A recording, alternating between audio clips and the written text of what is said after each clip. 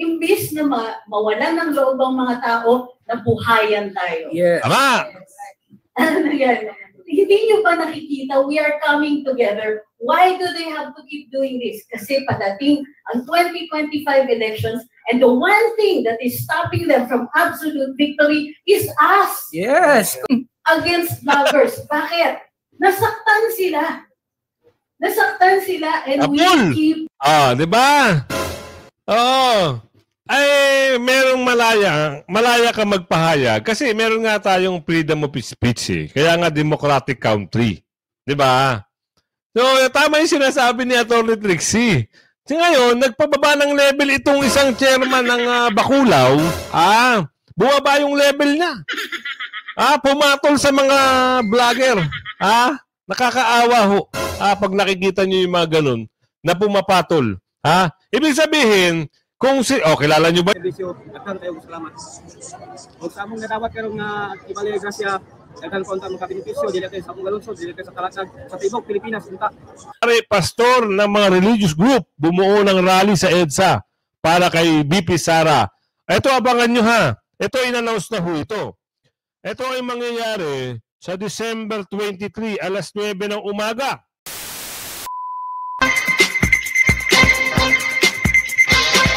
Yes. Magandang hapon muli sa ating mga kasama. Nandito naman si Kuya Goods nagbabalik. At syempre, kung hindi ka pa nakasubscribe sa ating channel, pasubscribe na lang po at hit mo na rin yung bell para updated ka sa ating mga video. Ano meron? Grabe ho kahit bira-birahin nila si BP Sara, hindi ho nagpapatinag ang ating Vice Presidente. Bagkus ito ay namamahagi pa. Bakit hindi nga binabalita? Namamahagi po si BP Sara ng mga pamaskong handog. Pero wala hong pangalan. Napakasimple lang ho ng nakalagay doon para sa Diyos at para sa bayan. Tapos, walang mga pangalan ng mga bakulaw. Nakalagay doon sa plastic, bakulaw. Pangalan ng lulong na bakulaw. Yung mga ganun, wala ho. Dahil ang nakakaganda rito, nagpapasalamat ang mga kababayan, taga Mindanao, taga Cebu, sa ating BP Sara. Hindi ho binabalita ito ng mga kulapong, mga kulapong media. Hindi ho binabalita. Di ba? Yung mga malalaking bakulaw na media, hindi ho binabalita. Kaya, tayo na lang ay magtulong-tulong, no? Doon sa mga source na mga galing, kagaya ni Valiente News. Yan, nakuha natin yung video niya at i-share naman natin. Di ba? Napakagaling. Nakakataba ng puso pag si BP Sara ay, sipin nyo si BP Sara ang namamahagi. Di ba? Walang ka arte-arte. Di ba? Nabibigyan ng tulong ang ating kababayan. Mamaya, ipapakita ko sa inyo mga kasama. Para hindi kayo, baka sabihin nyo, gawa-gawa lang ni Valiente ito Hindi ho, totoo yan. Pero bago natin simulan natin talakayan, isang like, isang share. Good sa po tayo dyan. At ito, mapunta tayo dito kay Pare Koy. Di ba si Pare Koy, nakaraan, naghain, Naghain ng pangatlong impeachment complaint labang kay BP Sara. Ngayon, eto na ho, nagsama-sama na. Ito yung totoong mga pare. Hindi yung pare ko na isa na yun. Isa, dalawa. Lalo na yung 14 years gumamit ng pinagbabawal na candy tapos magiging pare ko. Ito, totoo. Pare, pastor ng mga religious group bumuo ng rally sa EDSA para kay BP Sara. Ito, abangan nyo Ito, in-announce na ho ito. Ito ay mangyayari sa December 23, alas 9 ng umaga. Ayan ho December 23, alas 9 ng umaga, taong kasalukuyan.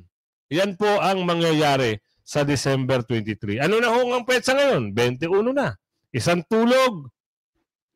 Ayan na po ang gagawin nilang peaceful rally. Yan Maliwanag sa maliwanag. December 23. Alas 9 ng umaga. Oras ng Pinas. Baka hindi tayo nasa Pluto tayo Pero pipilitin natin mag-cover. Yun lang ang mapapangako ko sa inyo.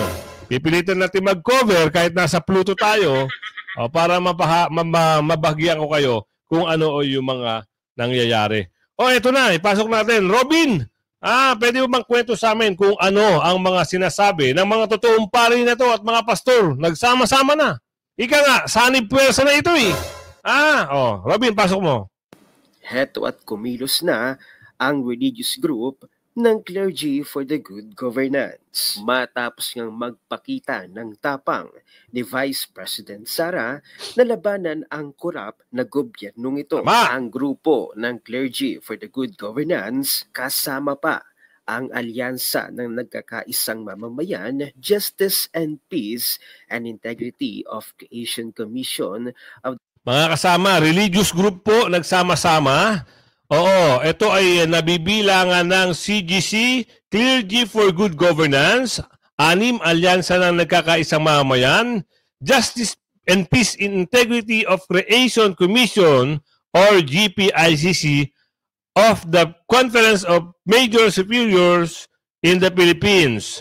At meron pa sa Lord Prayers Movement, Philippine Council of Evangelical Churches, Sangguniang Laiko ng Pilipinas, Simbayanihan, Storm, TNT Rio, Concern UP Vanguards, World Evangelical Alliance. Napakarami ho. Ito po sila ay nagbuo ng isang alyansa para sa gagawing peaceful rally. Hay, nako. Paano kung magpahiwatig pa yung isang religious group? At yung isang religious group din na pinamumunuan ni Pastor Kibuloy. Paano pag nagsanib-sanib na? Yun ho ang mga balita rito ngayon. 'Di ba? Hindi na ho mapipigilan siguro yung gagawing peaceful rally. Kasi may pahayag na ho eh. Tuloy natin May petsa na kasi. Tuloy. The Conference of Major Superiors in the Philippines, Lord Prayer Movement, Philippine Council of Evangelical Churches, Sangguniang Laiko sa Pilipinas, Simbayanihan, Storm, TN Trio, Concerned UP Vanguards, at World Evangelical Alliance diba? Ay magsasagawa ng rally at press con sa EDSA Shrine. EDSA Shrine! Anong oras? Lakihan na natin mga kasama. Eto na. Oppose the budget that serves only a few people. Naku, eto na. Usapin na to Unahin ang taong bayan, hindi ang sarili. Naku po, eto na yung sinasabi natin. Kaya pala si Kap Dado, nagsalita na rin nung nakaraan, di ba? Binibigyan ko kayo. Sabi niya rin sa video niya. Binibigyan namin kayo hanggang 25. Pag hindi kayo nagsalita, baka ito na nga yun. Stand with us. Ibig sabihin, sabi dito, stand with us. Kung makikisa ka ba? Ayon dito, an ecumenical prayers of evangelical and Catholic bishop, priests, and pastors. Monday, press con, Monday, December 23, 2024. 9 a.m. to 11 a.m. at the EDSA Shrine. Ito na yung iniintay nyo mga kasama. Diba? Sa tingin nyo, anong palagay nyo? Kita-kita sa mata? Ano sa palagay nyo mga kasama? Yun lagi nagko-comment sa akin na mga kasamahan natin dito. Ano sa tingin nyo mga kasama? Para sa inyo, lagi kayo nagko-comment sa akin. Diba? Ako, mapapangako ko sa inyo, magko-cover tayo. Yun ang mabibigay ko sa inyong pangako. Magko-cover po tayo kung ano yung mangyayari dito sa sa press con na ito. Ito po ay press con na gaganapin sa Monday. Sabi nga dito, stand with us. Diba? Sa tingin nyo, ang saya-saya ho nito. Kasi ito ay peaceful rally na. Pag sinagsama-sama, yung mga kababayan na nakasuporta sa mga Duterte, madadagdagan ho itong mga pastor at mga paring ito. Diba? May bilang siguro kung sino yung lalahok sa prayer rally na ito. Di ba? Ay, sa bagay, wala naman nata nakalagay na rally. Oh, ang nakalagay dito, presscon. Tama ba? Oh, wala nga. Oh, presscon. Eh kung pupunta kayo sa presscon nila, kasi meron dito, stand with us, ibig sabihin, tatayo ba kasama ka? Eh sa tingin nyo, pwede naman kayong pumunta kung makagustuhan nyo. Di ba? Eh matagal nyo nang sinasabi sa comment natin na, let's go, go, go! O ano? Ito na ang pagkakataon nyo. Go, go, go, go! Diretso. The budget that serves only a few people. Unahin ng taong bayan, Tama. hindi ang sarili. Stand with us. An ecumenical prayer of evangelical and Catholic bishops, priests, and pastors. December 19, Ayan. 2024. Dear co-defenders of justice and peace, after a Lalakihan ko mga kasama, lalakihan ko ha. Para naman kitang-kita nyo. Oh, ito na. fruitful meeting with interested organizations and stakeholders yesterday, we unanimously decided to hold the following.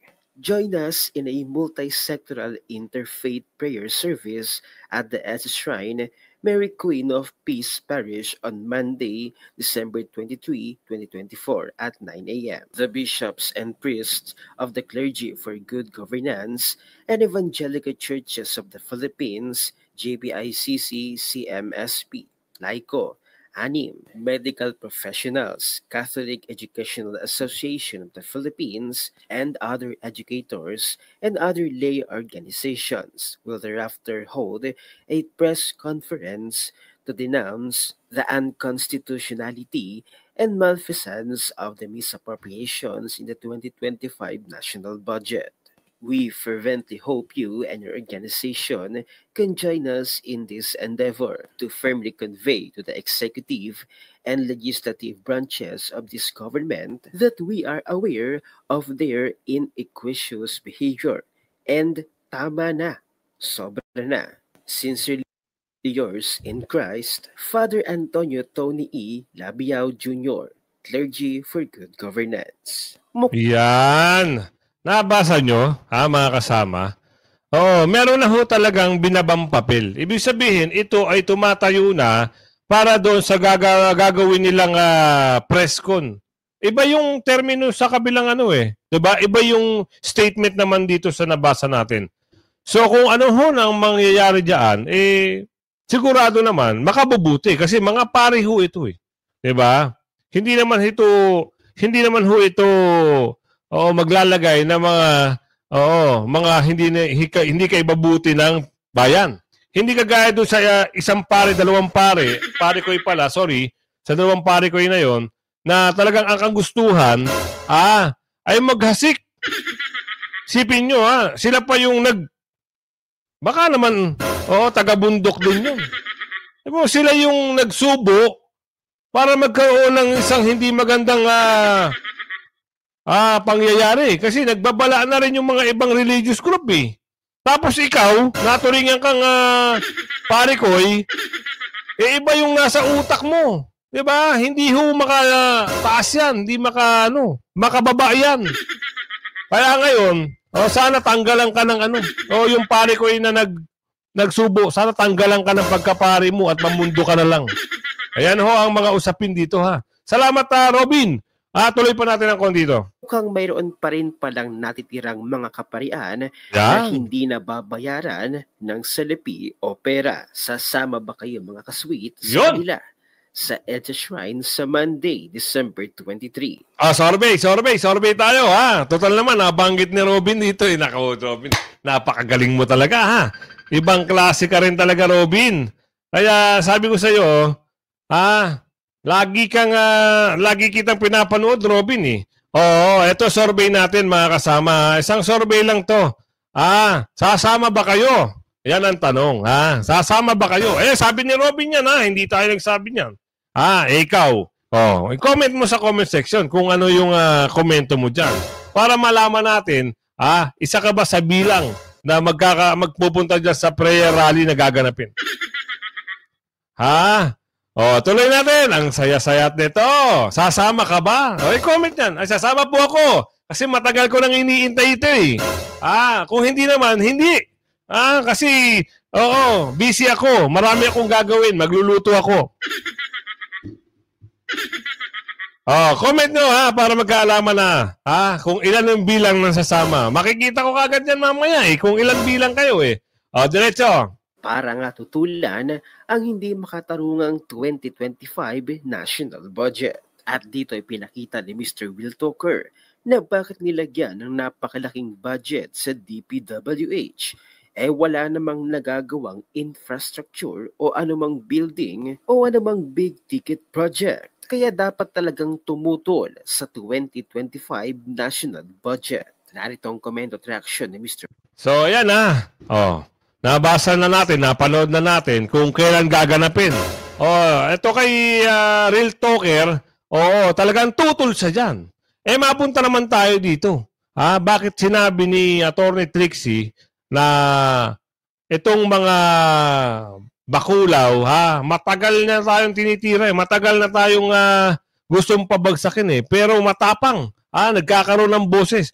Kaya si Attorney Trixie, gusto ko rin magtumakbo to ng senador. Matapang din ito. Kaya maraming gusto rin, matapang Ibig sabihin, may boses. Pasok na. Attorney, Merry Christmas at sana, attend ba kayo? Sabi ni Robin, attend ba kayo sa 23? Alas 9 daw na umaga yun. Pasok. We're not here because natatalo tayo. We're here because we're fighting. Yan. We're here kasi hindi nila kinaya tayo in 2016 at hindi nila tayo kakayanin in 2025. Yes! Yung iba sa atin nilapitan, inofera ng pera, tinanggap pa. No. Hindi malunok So this is not a wake. This is not a funeral unless it's theirs. Yeah. Yes! Yes! Yan ang boses. Hindi to lamay, Yes. Unang-una, hindi to lamay. Bakit kayo malungkot? Masaya kami, Attorney. Senator Baso. Pero hindi ako nag-a-agree sa inyo. Hindi tayo talo. Yes. Why? Bakit tayo binabakbakan? Bakit walang humpay yung marketing? Bakit walang humpay yung paninira? Bakit may impeachment sinday? Kasi nandito tayo. Yes. Kasi malakas tayo. Kailangan bakbakan. Kailangan tuloy-tuloy yung bakbak nila. Hindi kaya, Attorney. Sa mga vloggers pa lang wala na sila Paano pa sa taong bayan? 'Di ba? Mag-survey nga sila Tingnan nyo mga kasama sa Facebook. Pag nag-post sila, pinopost nila yung mga bakulaw at saka yung isang traidor. Ngayon, yung dati bakulaw, yung leader pinopost nila. Puro tawa, puro bad comment, no? Nagsawa na. Nag-post sila doon kay yung traidor. Kilala niyo yung traidor. Nagpo-post din yun, yung traidor. Baka balak yung patakbuhin, yung traidor. Puro tawa rin. Nako. Kaya nasabi ni Atty. Trixie na malakas. Walang makakatibag. Solid OFW, migrante, mga ibang grupo, ibang klase, taong bayan. Naku po, kahit meron lang talagang nabayaran. Yung mga, alam nyo na, yung mga negro, yung mga bakla, hindi sa, alam mo na, di ba? Yung nagpasugod doon sa compound. Di ba? Yun lang yung mga nabayaran. Pero hindi kayang bayaran ang sambayan ng Pilipino. Di ba? Tuloy natin to. And the only reason they're continuing, kasi pwede na sila banjing na dami nilang pera, di ba? Banjing na lang sila. Tala na yung mga yan. No. Bakit pa sila nangangampanya? Bakit kailangan nila ng artista? Bakit kailangan nila ng mga call armies? Yes. Na nandun sa HQ. Yes. Bakit? And they keep coming. They spend a lot of money on us. Tinotol tayo, tinotol sila, nagpapakawala ng kung ano-anong chismis, kung ano-anong masasamang salita, pinapaimbestiga sa NBI. Ako yun. Bakit? Bakit hindi sila tumitigil? Kasi tignan nyo, nag-grant si Inday online, the only thing they can come up is kasuhan siya. Bakit? In spite of the rant, nabi nagsasabi, she shouldn't have done that, she shouldn't have done that. Hindi. Imbis na mawalan ng loob ang mga tao, nabuhayan tayo. Yes. Tama! Ano nangyari? Hindi nyo ba nakikita, we are coming together. Why do they have to keep doing this? Kasi padating ang 2025 elections, and the one thing that is stopping them from absolute victory is us. Yes, correct. Mismo. Kumapit tayo, naniniwala tayo, we want the governance that we got from 2016 to 2022.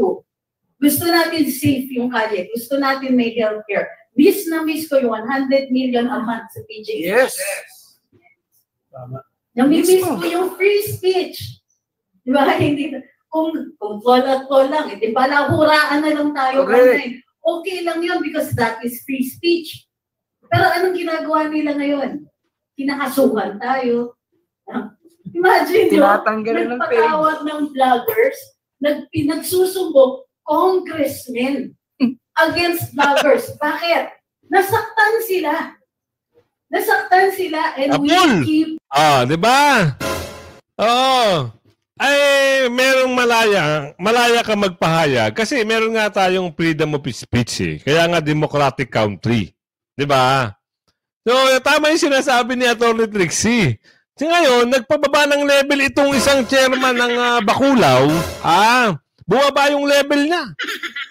Pumatol sa mga vlogger. Nakakaawa ho. Pag nakikita niyo yung mga ganun na pumapatol. Ibig sabihin, kilala nyo ba yun? Kung nagpapakulot ka, kilala mo yun. Oo, ganito lang kasimple. Oo, kung hindi totoo, bakit ka nasasaktan? Apektado? Sabi niya ni Mary Jane dito, apektado ka? Baka totoo. Sabihin niyo sa akin, taga Santo, medyo malayo eh. Diba? Taga-province to eh. Kung nagpapakulot ka, kilala nyo yan, ha? Sino ba yan? Banggitin nyo sa comment section kung sino yan. I-type nyo kung sino yung Bacolao na yan. Malakas siya mambara sa hearing nila. Pero, pag sila yung pinapahagingan, sa poll, paawa effect, iyak ng iyak, pero kung birahin nila si Ate Sara, at yung mga resource person na pinatawag nila, pinagtatawanan pa nila eh. Akala mo sila yung mga ngayon, tapos na. Alam niyo na. Masakit, di ba? Sa susunod, wag nyo nang gawin. Pero wala na hong susunod daw eh. Kasi sa February, wala na. Hindi na sila makakapag-tuwad. Wala na hong ganun. Kasi mangangampanya na. Mangbabayad na raw di umano, sabi. Lester, magbabayad na raw sila para manalo lang. Lester, grabe ka naman. Wag ganun. Para sabi ni Alice, totoo naman. Nagbabayad daw. Yan ang mahirap kung mananalo kahit magbayad. Sa tingin nyo, sa mga distritong sinasakupan nito, mananalo pa kaya itong mga ito? Yung tatlong sa Maynila. Taga Maynila, mag-ingay. Mananalo pa ba yung taga Maynila? Antipolo, mananalo pa ba? Marikina, mananalo pa ba? Sambales, mananalo pa ba? Quezon, mananalo pa? At Laguna, mananalo pa ba? At yung mga bulok na party list, kilala nyo naman yan. Lagi kayo nanonood sa akin. Diba? Lahat ho ng trapo, nagmumukha, ang tawag doon, na humaharap dyan sa kamera. Lahat ho yan halos trapo. May iba-iba lang dyan na mabuo ang loob, pero hindi trapo. Tinanggal pa nga nila eh. Inalis sa committee. Diba? Kilala nyo, Senador Marcoleta. Number 1. Huwag nyong bibitawan ng magbibigay sa atin ng pagbabago. Lahat po, PDP laban. At yung mga party list na sasabihin ko. Panaw, Duterte party list. At nakalimutan ko lagi yung party list ni Senador Marcoleta eh. Isama nyo na lang sa nagawa na ako ng listahan. Sorry Lagi na lang, Kuya Gus, lagi na lang. Pero bukas gagawin na natin yan. Ito na, tuloy natin. Atty. Trixie. Going. Hindi nila tayo na-convince. Yung iba sa atin nilapitan, inofera ng pera, tinanggap pa. No. Hindi malunok eh. Ang hirap. So think of it this way, it's not a bad thing that they keep coming after us. It means andito tayo, it means we are so strong. The only thing they can throw at us is money. Mismo. O sige, may pera sila. Pero hindi nila mabili ito paninindigan natin. Yun ang Bakit masama. tayo nandito? Correct, correct. Yung mga kakampi natin, maswerte tayo, may mga senador tayo. But beyond that, sino pa kakampi natin? Who are still in power? Tinanggal lahat ng Duterte appointees. Wala Tinanggal tayong lahat kakampi ng na sa mga related bakulaw. sa mga Duterte. Tinanggal lahat ng anybody who said anything nice about former President Duterte or Vice President Inday Sara. Tinanggal na nila lahat sa gobyerno. Walang in power, pero takot pa rin sila sa atin. Where is that fear coming from? The fear na hindi sila mahalin. Mismo. Hindi nila mabili yung pagmamahal. Respeto. Kasi nga, attorney, puro sila pagnanakaw. Galit ang sambayang Pilipino sa mga magnanakaw. At isa pa, ayon yan kay Jefferson, meron na ho silang record. Di ba totoo? Sabi ni Jo Marie, totoo yan. Kasi yung tatay, pasalamat nga raw sila kay Tata Digong kay Ate Sara pinaupo pa raw sila, binigyan pa sila ng pwesto Pero ang katunayan daw, sabi ni James, sirang-sira na ang pangalan nila. Sa totoo lang po mga kasama, ito sabi ni James. James, thank you lagi ka nagko-comment sa akin. Tuloy. Bakit? Diba? Bakit nakaandal tayo? In 2016, the odds were against Duterte. Mayor siya ng Davao City, never held a national position. Pero from Mayor of Davao City, naging presidente. Bakit? Kasi nandun tayo. Mismo. But don't forget how powerful you are. More drama, more Ayan, show, may ads maybe lang ho, Santa. Catch it all on Prime Video. Join now. At meron akong makakwento sa inyo, kapapasok lang Meron nung nag-message sa akin, hindi nyo ho ito makikita Ito ang sabi rito, approval and trust ratings of top national government official. Ito ay pinost ng isang News 5. Ang sabi, the government official approval trust president, sila ko po ngayon 48 yung approval, yung trust rating 47. Ito binabasa ko. Kay Ate Sara, ang approval rate niya ay 50. Tapos ang trust rating niya is 49. Kita nyo? Galing ito. Sa kanila ng mga media. Senator, Senate President. Ano na naman to? Meron namang kulelat ito. Si Bakulaw 25 approval at yung trust is 21. Okay. Ibig sabihin, wala na. Talo na. Kaya pala, gustong sirain ang pangalan Duterte at sirain si Ate Sara. Ayan ang ano yan sa kanila galing yan pakita ko kaya para maganda-ganda. Di ba? Wala Hanapin ko na lang sa ano ko para mapakita ko sa iyo. Tuloy. We were able to pluck a man from Davao City and put him in the presidency kasi dala niya yung mga pangarap natin. Mismo. So this is not a wake. This is not a funeral unless it's theirs. Yes! Yun ang hinihintay natin lahat! Yes! We are not here to celebrate their victory because it's good. They're going down.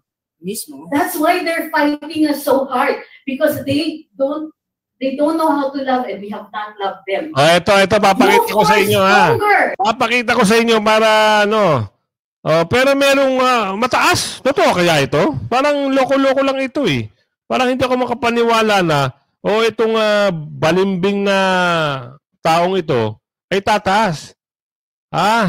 Lakihan natin kanino galing? Kanino? Basahin nyo. Di ba? 48, 47. Kung sila ko po ngayon. Kay BP Sara, 50, 49. Di ba? Ito, panggulo lang to Hindi natin masabi bakit meron tong rating Itong isang keso na ito. At yung Bakulaw, 25-21. So maniniwala ka ba sa 53-51? Sa tingin ko hindi. Oo, nakakatawa na lang yan. Di ba? O kayo, i-comment nyo sa akin kung maniniwala ka dyan sa 53-51 na yan.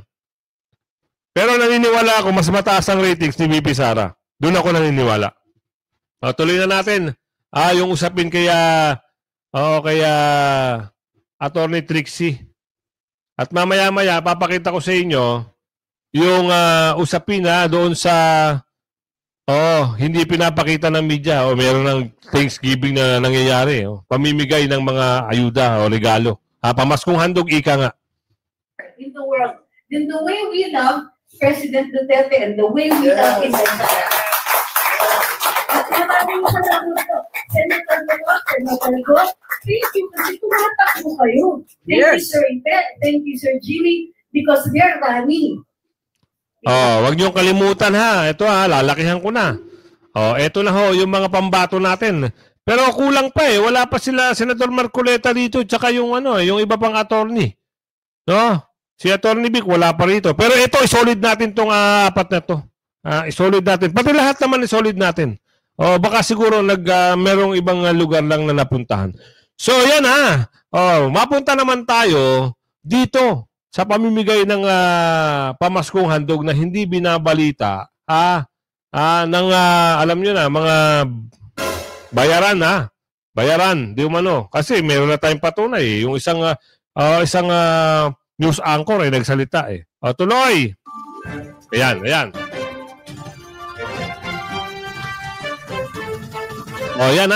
Magandang araw, Pilipinas! Ito ang Valiente News atid sa inyo ng Office of the Vice President. Di bababa sa 1,000 residente mula sa bayan ng Talakag, Bukidnon ang nakatanggap ng gift packs mula sa OVP Southern Mindanao Satellite Office. Thank you po, ang BP Sara. atid sa atin ni Alfie Matidios. Agay pasalamat sa ang Vice, sa mga grasya nga madawat karon. Ang inaot ko, unta, daghang pagkatuigan, daghang kayong matabangan sa iyong pagserbisyo. Antod sa iyang kadaghan sa serbisyo, daghang kayong salamat. Ug sa among nadawat karon nga ibalay grasya, daghang konta mga benepisyo dili kay sa among galungsod, dili kay sa Talakag, sa tibok Pilipinas unta. Ito ang mensahe ng tsuper na si Dazzle Semyon mula sa bayan ng Talakag sa probinsya ng Bukidnon para kay Vice President Inday Sara Duterte.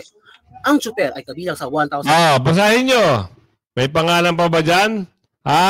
May pangalan ba na nakalagay na Sara Duterte?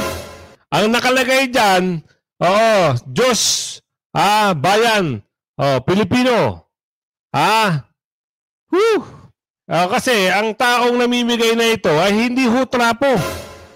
Yung mga may pangalan na pamimigay, yun ho ay trapo.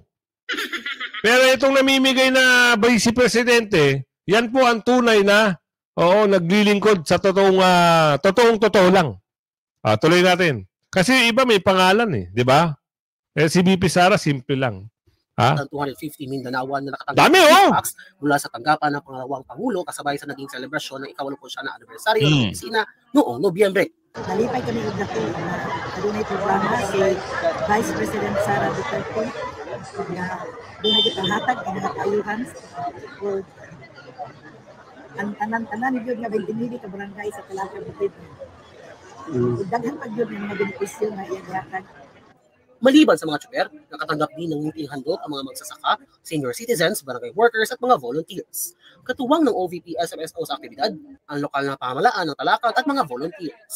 Napili ka sa mga farm laborers, farmers, mga drivers sa van, sa sika drivers, sa mga motoda, kanan ng mga drivers ato katong mga indigent families dito sa Talakag.